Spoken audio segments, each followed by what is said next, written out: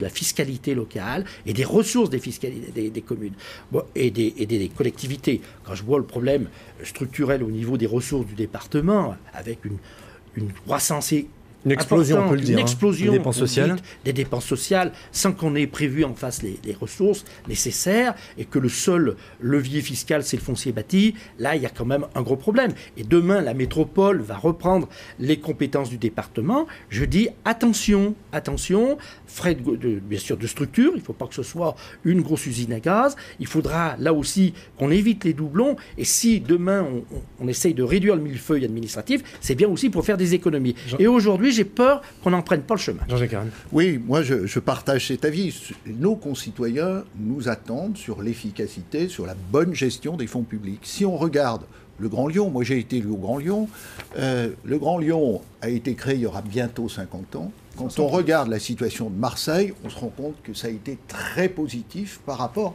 à l'absence de communauté urbaine à Marseille, puisqu'elle a été refusée dans les années 60. Mais l'exigence financière a été posée vis-à-vis du gouvernement, notamment pour les régions qui n'ont pratiquement pas de marge de manœuvre. On attend les décisions, c'est pas facile parce que dans la période actuelle, l'argent est rare, d'où l'intérêt de bien l'utiliser. Merci Max Vincent d'être venu ce matin sur le plateau de La Voix Libre. Merci beaucoup. Président.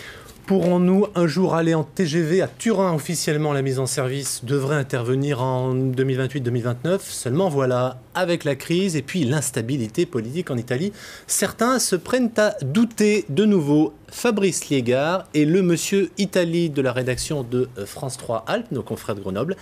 Il vous adresse une question. Merci. Bonjour Monsieur Kéran. Alors cela fait 4 mois que le sommet franco-italien de Lyon avait semblé remettre sur les rails le TGV Lyon-Turin. 4 mois après, force est de constater que c'est plutôt le contraire qui se passe. Les nuages s'amoncellent au-dessus de ce projet. Pour preuve, eh bien, il suffit d'aller à la frontière italienne, au tunnel du Fréjus comme au tunnel du Mont-Blanc. Il passe de moins en moins de camions, moins 8000 camions au tunnel du Fréjus pour les 3 premiers mois de l'année 2013 par rapport à 2012. Or, la vocation première du TGV Lyon-Turin, c'est bien de mettre les camions sur les trains. Si vous descendez maintenant plus bas dans le Val de Suzette, eh bien vous verrez que l'opposition à ce TGV Lyon-Turin est toujours aussi vivante autour du premier chantier italien. Pour preuve, fin mars, les notables, les opposants italiens bien connus, ont réussi à mobiliser des milliers de personnes qui sont descendues dans la rue une nouvelle fois. Pire, si vous allez à Rome, vous apercevrez que depuis les élections générales italiennes, les notables disposent désormais d'une véritable vitrine parlementaire sous la forme de 163 députés et sénateurs appartenant au mouvement 5 étoiles de l'ex-comique Beppe Grillo, un mouvement qui ne s'est jamais privé de clamer son opposition à ce projet de TGV entre les deux capitales régionales. Alors franchement, Monsieur Kéran, le parcours de ce TGV Lyon-Turin à travers les Alpes ne ressemble-t-il pas de plus en plus à un chemin de croix? Chemin de croix, non, je ne crois pas, mais épreuve à franchir, c'est comme une course de haies et il faut franchir toutes les étapes. Louis Besson, qui est le président de l'agglomération de Chambéry, qui est le représentant français sur le Lyon-Turin, dit que c'est en quelque sorte un 3000 mètres haies, plus qu'un 3000 mètres steeple. On avance. Moi, j'ai la conviction que l'on va franchir encore des étapes positives. Vous n'êtes pas inquiet là par ce qui se passe en Italie? Deux questions ont été évoquées par journalistes grenoblois. D'abord, la détermination italienne. Aujourd'hui, en Italie, il n'y a pas de gouvernement. Et il y a des opposants, Grillo, qui fait 25% des voix, qui s'est prononcé contre le Lyon-Turin, mais il ne veut pas participer à un gouvernement. Comment va se dénouer la situation en Italie? M. Monti avait signé avec François Hollande. M. Bersani, qui est pressenti, puisque c'était lui qui était en tête pour former le gouvernement, s'est prononcé aussi pour le Lyon-Turin. Mais il y a des protestations en Italie. Moi, je voudrais dire la légitimité du Lyon-Turin. Parce qu'on disait il y a moins de véhicules qui passent, moins de camions au Fréjus ou au Mont-Blanc. Mais il y en a toujours qui passent. Alors oui, où est-ce qu'ils passent? Principalement à Vintimille. Aujourd'hui, il y a quand même sur les routes de Maurienne et sur les routes de la vallée de l'Arve, il y a 1 600 000 camions. 1 600 000 camions par an. Notre objectif, c'est d'en mettre 1 million sur les rails. Pourquoi? Pour préserver l'environnement, pour préserver la qualité de vie, et puis aussi parce que les grands chantiers donnent du travail. Dans une période de crise, je crois que l'Europe doit rester engagée sur les grands chantiers. Et le président de la République m'a écrit cette semaine pour me dire, justement, l'Europe, nous avons veillé avec M. Monti à l'époque à ce que les crédits pour le Lyon-Turin au niveau européen soient préservés. Depuis 25 ans, la région Rhône-Alpes aide la région de Tombouctou au Nord Mali. Le Mali qui a assisté cette semaine au retrait des premiers soldats français. J'ai invité ce matin Alpha Doulou Abdoulaye. Venez nous rejoindre, monsieur Abdoulaye. Bonjour. Voilà, bonjour. Donc, bonjour à vous en tout cas. Asseyez-vous, je vous en prie. Merci. Donc, vous êtes le président du collectif des Maliens de Rhône-Alpes. Cette semaine également, le Premier ministre malien par intérim a exhorté la France à rester au Mali. Je voudrais avoir rapidement votre sentiment. Vous partagez cette opinion ? Effectivement, tous les Maliens, je crois, tous les citoyens maliens où qu'ils se trouvent aujourd'hui partagent ces sentiments. Parce que la mission pour laquelle la France est intervenue n'est pas achevée.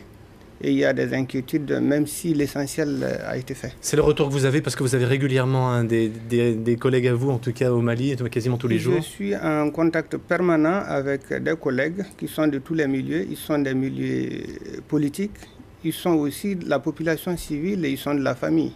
Donc ce sentiment est général et partagé. Monsieur Kéran, est-ce que du coup la coopération avec le Mali a repris depuis l'intervention française ? Elle a repris sur quelques objectifs, la coopération Rhône-Alpes, oui, puisque c'est une coopération par le biais d'ONG, d'organisations non gouvernementales. Elle a repris sur les questions de santé. Il faut réouvrir les centres de santé. C'est Handicap International, c'est Santé Diabète Rhône-Alpes qui intervient, donc des médecins, et puis aussi des personnels maliens qui sont à nos côtés. Et puis elle a repris aussi en matière alimentaire, parce que là aussi, les populations reviennent. Il faut que la saison agricole se déroule bien. Donc nous avons un travail qui a été engagé notamment avec Afrique Verte. Tout n'est pas repris, et comme vous le disiez, il faut garantir la sécurité. Monsieur Abdoulaye, vous êtes informaticien documentaire. Vous avez été notamment, entre autres, chargé de ce grand projet qui est la numérisation des manuscrits anciens de Tombouctou. On en est où ? Écoutez, avec la crise, il y a eu un frein à tous les travaux. On en est à la sécurisation du patrimoine. Vous me disiez qu'il y a à peu près encore, je crois, 500 à 600 000 pages à numériser ? Il y en a effectivement plus parce que encore que le patrimoine, le potentiel de manuscrits n'est pas complètement identifié, mais si on regarde les bibliothèques existantes, il y a déjà une 60aine de bibliothèques dans la ville de Tombouctou. Et ensuite, je crois qu'il faut au moins une vingtaine d'années pour numériser tout ça. Une vingtaine d'années. Au moins. Est-ce que les islamistes ont beaucoup détruit de manuscrits au moment de leur départ avec l'arrivée des troupes françaises ? Effectivement, avant de partir, suite à l'arrivée de l'armée française dans la ville de Tombouctou, les islamistes ont tenu à faire mal, non seulement au Mali, mais à l'humanité entière, en essayant d'incendier le siège de l'Institut Ahmed Baba. Heureusement, il y a eu moins de 10% des manuscrits qui ont été touchés, dans la mesure où il y a un nouveau local dans lequel tous les manuscrits n'avaient pas eu le temps d'être déménagés. Et ensuite, je dirais que Tombouctou est habitué aux guerres. Chaque fois qu'il y a eu une guerre, on s'est attaqué tout de suite au patrimoine. Je parle de la conquête marocaine et je parle aussi de la colonisation française. Parce que c'est un lieu chargé de symboles qui représente le Mali. Donc les Tombouctiens ont eu l'instinct, l'intelligence en fait de sécuriser leurs manuscrits. Oui, il y a eu cette action de la population qui a permis de cacher les manuscrits. C'est important parce que ce sont des manuscrits qui nous enseignent sur ce qu'était Tombouctou à l'époque de ce qu'on appelle le Moyen-Âge, où c'était une cité absolument rayonnante. Il y avait 40 000 étudiants au XIVe siècle, plus qu'à la Sorbonne. Et donc, il y a là des trésors pour l'humanité tout entière. Nous coopérons, il y a d'autres fondations, notamment avec l'INSA, avec l'École normale supérieure, et bien sûr avec des chercheurs français, des chercheurs maliens, des techniciens maliens. Je crois que c'est aussi ce message de la culture, que la culture résiste à la barbarie. Messieurs, je voulais vous poser une question, et vous d'abord, Monsieur Kéran. Quel est l'intérêt pour les Rhône-Alpins, aujourd'hui, de financer, de mettre de l'argent public sur la coopération avec des pays tiers, et notamment avec le Mali ? Il y a une dimension de solidarité, de reconnaissance. Je crois qu'on apprend aussi beaucoup de ces peuples, de ces populations qui ont des choses à nous dire. Vous savez, il y a eu un très, très beau film qui était sur la mondialisation qui s'appelait Bamako, qui s'appelle Bamako, puisqu'on peut le revoir, d'Abderrahmane Sissoko, et qui montrait ce qu'était la mondialisation à partir simplement de la case, du village à Bamako. Donc, on a ce dialogue qui est nécessaire, qui est indispensable. C'est une forme de solidarité. Mais vous l'entendez, l'argument en période de crise, cet argent, oui, bien sûr. À peu près 18 millions en 25 ans qui ont été sur les 25 ans, 25-30 ans. Cet argent, en fait, elle pourrait permettre d'aider des entreprises en difficulté. Mais il peut permettre aussi d'avoir un développement. On ne peut pas vivre dans un monde où les écarts sont aussi importants. Et je pense que aller aux côtés des Maliens dans ces circonstances, d'abord face aux terroristes, parce que quand même, nous avons eu aussi des soldats de notre région qui sont morts dans ces opérations. C'est aussi un devoir parce que nous savons que si les peuples sont pauvres, très pauvres, si les peuples ne sont pas éduqués, si les peuples sont victimes des terroristes, ça viendra chez nous. Je le dis très clairement. C'est aussi une forme de solidarité, on pourrait dire, qui nous concerne dans notre vie quotidienne. Intéressé. Oui, bien sûr. Je voulais avoir votre sentiment, M. Abdoulaye, sur cette question. L'essentiel a été déjà dit par le président Kairan, mais moi, j'évoque l'idée qui n'a pas été évoquée. En fait, je reprends un peu la citation de Kennedy qui dit que si la société libre ne peut pas aider la majorité des pauvres, elle ne pourra pas sauver la minorité des riches.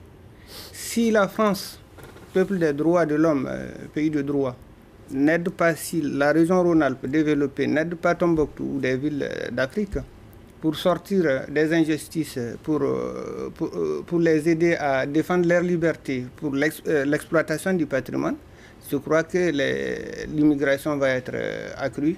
On va taper beaucoup à la porte de l'Europe.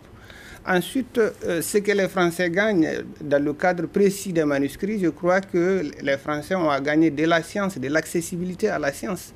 Il a parlé de l'équipe de l'École normale supérieure et de l'INSA de Lyon, qui a effectivement fait des avancées remarquables en matière de traitement d'images, en matière d'accès au contenu pour la recherche. Et ensuite, il y a le plaisir d'aider. Ensuite, les Rhône-Alpins qui interviennent dans le cadre d'ONG et autres, ils partagent des connaissances qui interrogent, des expériences qui interrogent la culture française. Je crois que voilà une très belle définition. Et nous sommes aussi aux côtés de l'Assemblée régionale de Tombouctou, qui est revenue à Tombouctou. Les locaux ont été dévastés, c'est la guerre. Maintenant, il y a une volonté de reconstruction. Moi, j'ai vu à Tombouctou, quand j'y suis allé il y a 4 ans, j'ai vu aussi tous ceux qui ont été formés, les cadres, qui sont venus ici en formation, qui sont repartis là-bas. Et ce sont ceux qui aident le pays à progresser. Vous avez vu votre homologue malien depuis l'intervention française ? J'ai vu mon homologue malien, puisque nous avions la réunion le 19 mars. Il y avait aussi le ministre des Affaires étrangères malien, qui a été étudiant ici à Saint-Étienne, qui est aussi un Rhône-Alpin, malien Rhône-Alpin. Donc ça, ce sont les relations directes, les relations que nous pouvons avoir. Il faut reconstruire un pays après ce drame. Le terrorisme est toujours là, donc d'où, je crois, l'intérêt d'une présence française qui doit aussi rester pour que l'État malien se reconstitue, se recompose. Alpha Doulou Abdoulaye, merci infiniment d'avoir accepté ce matin notre invitation. Voilà, le journal de midi, c'est dans quelques secondes. Je vous rappelle que juste après le journal, on retrouvera Paul Satis qui doit être piaffé d'impatience en régie, je le connais, croyez-moi. Donc le journal de midi est présenté aujourd'hui par mon confrère Frédéric Hopp qui va venir nous rejoindre sur le plateau. Bonjour Frédéric. Bonjour Olivier, bonjour à tous. On va commencer par cette manifestation spontanée des anti-mariages gays à Lyon hier soir. Absolument, près de 200 personnes qui ont manifesté dans le centre-ville, de la place Bellecour jusqu'à la préfecture. C'est en réaction à l'annonce de l'accélération du processus de vote de la loi. Une sorte de répétition générale avant la grande manifestation prévue demain à Lyon. Alors parmi les participants, il y avait des membres du groupe Les Identitaires, mais aussi des membres de l'association L'Enfance pour tous. Écoutez les réactions de l'un d'entre eux. C'est une mobilisation spontanée, vraiment, on a vraiment le sentiment d'être spoliés. On est dans une démocratie, on essaie de se battre avec des armes démocratiques et là, tout est précipité. On a l'impression qu'on veut nous voler un petit peu notre droit de parole et c'est absolument incroyable, quoi. On réclame d'être